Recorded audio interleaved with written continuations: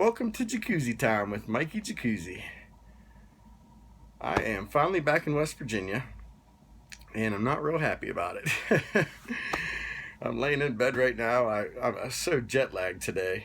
Um, I was supposed to go a gun bash with my family, with a bunch of my relatives, and I made it, but my aunt texted me and she was like, "Hey, we're all down here at the gun bash," and I totally forgot about it. But I honestly, I did not plan to get out of bed today. I just wanted to lay in bed and just chill all freaking day. So finally, at like, I think 12 o'clock, when she sent me the message, I was like, all right. So I got up, got a shower, and went down there for a couple hours, and then I went and got my Starbucks in Washington and went to the Meadows for about 6 hours and walked out ahead. So that's always a good night when you walk out of there with money. So yeah, and then on the way home, yeah, that's right, caught in a blizzard. It was horrible. 45-minute trip turns into an hour and 15 minutes. Everybody's going 50 miles an hour in a 65 zone, and yeah, I was kind of wishing I was still back in San Diego or Hollywood or Santa Monica or any of one of the places that we went to in the last week. It was just so awesome there, so beautiful, and man, it was an awesome trip. So if you guys are watching this, thank you so much for making it such a wonderful time, because I had a blast every single day. I had a freaking blast. Thursday night, I didn't get a chance to jump in the jacuzzi. It was probably one of my most drunk nights. Our last night, and we started drinking at like 3:15 at the hotel pool, and we went out to eat, and actually, I think we went back to the room and drank. I can't even remember. My mind is just like gone. So I'm taking the next, today and tomorrow, just to regroup, and then hopefully Monday I'll get some news about work, because this cat's got to get to work. So I'm gonna start looking all over the country to figure out where I need to go, because I can't stay and not work too much longer. But anyway, so the whole trip, Saturday, went and saw Brian Fallon. He was the lead singer for Gaslight Anthem, which me and my cousins, but they're all my cousins. But anyway, we went and saw them in Stage A in Pittsburgh last July, and it was a blast, and really enjoyed that concert. And then I got a little too drunk, and yeah. Anyway, but the next day we went to Hollywood, and it was so neat to be there.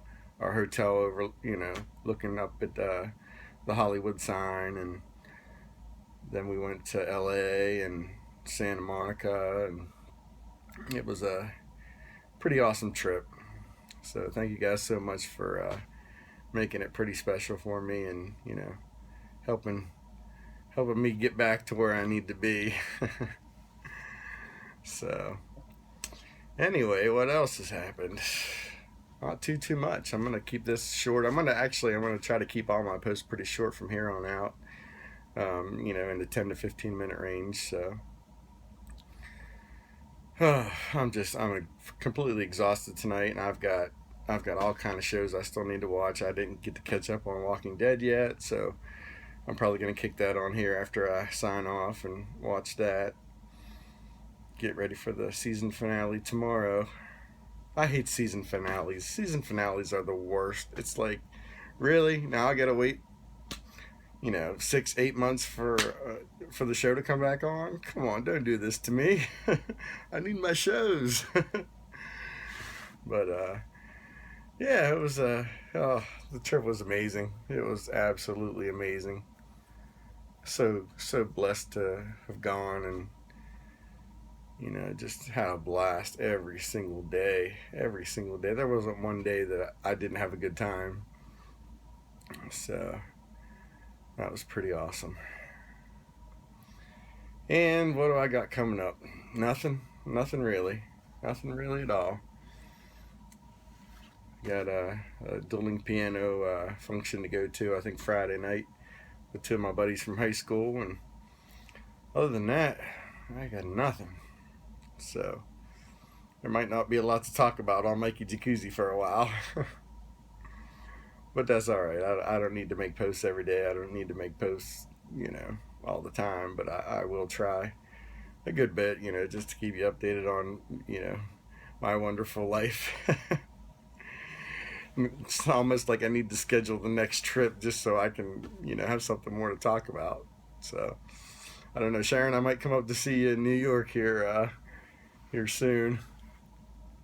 Either that, or I might just get on to Key West and take my tent and stay in the campground down there, and enjoy some more sun. I got pretty tan while I was in San Diego. But I am so beat today. You guys just don't know. It's like when you party that many days in a row and you get to be this age, it's like you can't do that. I mean, it wasn't like, I'm having a couple beers every night. It was like I had way too many every night. But I can honestly say it was definitely worth it, because I'll have stories to tell forever. And yeah, it's pretty awesome. So anyway, I was talking with Eddie the other day, and my cousins, they're all my cousins. But I was talking about my trip last year to Fort Lauderdale. And for anybody that hasn't seen my Facebook, or wasn't a friend to me back then, if you go back to look at my pictures and videos, I went charter fishing 2 days in a row. The first day I went, this guy caught a 10'8" hammerhead shark, and I could have been the one to catch it, but they were like, if somebody takes it, it's going to be about $3,500 to mount. And I was like, whew, I was like, I don't know if I want to spend that much money. I already blew God knows how much on that trip. Just the hotel rooms alone were, 11 days in hotels. Key West was like $2,400 for 5 nights, and I think it was like $1,800 for 6 nights in Fort Lauderdale. So I was already pretty busted on that trip. But anyway, I ended up passing on it, and I got some good videos of the hammerhead. It was huge. So anyway, I went back the next day because they gave you a discount if you came back 2 days in a row, and I was like, yeah, I'll come back because I do want to get something to mount. That was my whole goal, on those fishing trips. It's like I wanted to get something to mount. In fact, I went 1 day down in Key West, and then I went 2 days in Fort Lauderdale charter fishing, just to get something I could hang on the wall. So anyway, day 2, we're out on the ocean.